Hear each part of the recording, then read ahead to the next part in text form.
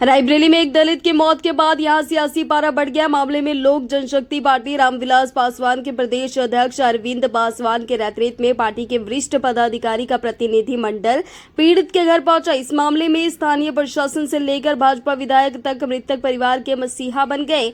हालांकि मृतक के शव को सड़क पर रखकर जाम लगाए जाने के बाद इसी प्रशासन ने परिजनों के खिलाफ मुकदमा दर्ज कराया था। मामला सोलोन कोतवाली क्षेत्र के इलाके के कमरिया कुशल गांव का है। यहां मेवालाल पासी की सड़क दुर्घटना में मौत हो गई थी। जब कोई कार्रवाई नहीं हुई तो परिजनों ने मेवालाल का शव लेकर प्रतापगढ़ मार्ग पर बैठ गए थे। पुलिस ने लाठीचार्ज कर इन लोगों को भगा दिया था और खुद पर पथराव आदि को लेकर कई ज्ञात अज्ञात के खिलाफ मुकदमा दर्ज करा लिया था। पीड़ित परिवार से मिलने पहुंचे लोक जनशक्ति पार्टी के प्रदेश अध्यक्ष ने पुलिस अधीक्षक रवि कुमार से फोन पर बात करके ग्रामीणों के ऊपर दर्ज मुकदमे खत्म करने और आरोपियों के ऊपर हरिजन एक्ट लगाने की मांग की। हालांकि इससे पहले सोलोन भाजपा विधायक अशोक कोरी की मदद से परियोजनों का आवासीय पट्टा, खेत का पट्टा आदि समेत अन्य सरकारी सुविधाएं दिलाने के साथ ही जवाबी आश्वासन भी दिया गया कि मुकदमे खत्म करा दिए जाए। अच्छा, ये आज पीड़ित परिवार से मिलने पहुंचे हैं, आपको क्या आश्वासन दिया गया है? आज हम लोग को जैसे जानकारी हुई, अभी 5 तारीख को हमारा कार्यक्रम, हमारे माननीय राष्ट्रीय अध्यक्ष श्री चिराग पासवान जी आए हुए थे।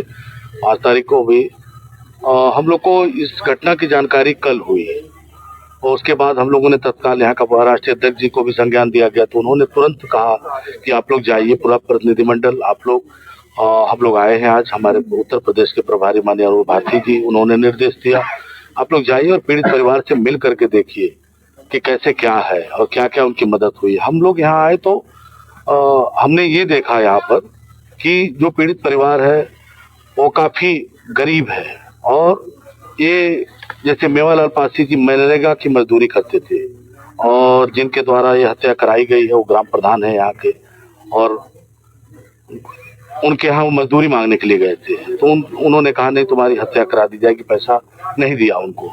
दूसरे दिन उनकी हत्या करा, उसके बाद हत्या करके उनको एक्सीडेंट का नाम दिया गया, एक्सीडेंट करके।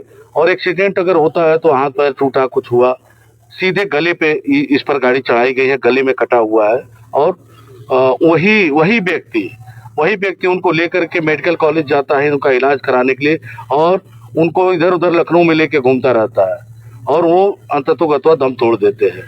और पीएम भी जो कराया गया है, पोस्टमार्टम भी इन लोगों के रहते हैं और परिवार से कहता है कि अब तुम लोग चले जाओ यहाँ से और यहीं पे अपनी इस लाश को फूंक दो। भाई कोई भी हत्या कुछ भी हुई है, किसी की मौत होती है तो अपने घर ले जाता है और ये लोग कहते हैं कि नहीं, यहीं पर इसको दफना दो, चाहे इसको जो भी क्रियाक्रम करना कर दो। तो ये कहाँ का न्याय है? और मुकदमा भी इसमें जो दर्ज किया गया है वो एक्सीडेंटल किया गया है और निश्चित रूप से पीड़ित परिवार कह रहा है हमने जो तहरीर दिया गया था उसको फाड़ दिया गया। और मैं तो हतप्रद हूँ ये सुन करके कि गांव वाले जब उग्र हुए हैं तब जाकर के एक्सीडेंटल मुकदमा दर्ज किया गया और पूरे के पूरे प्रकरण को लीपापोती किया गया है। ना तो उसमें SC/ST लगा हुआ है, ना तो हत्या का मुकदमा दर्ज किया गया है। और तो हम तो और ये परेशान है सुन करके, हतप्रद है इस गांव में और यहाँ के प्रशासन को कि 250 लोगों के खिलाफ अज्ञात मुकदमा गांव वालों के ऊपर ही कर दिया गया है। 5 लोगों के ऊपर नामजद मुकदमा है।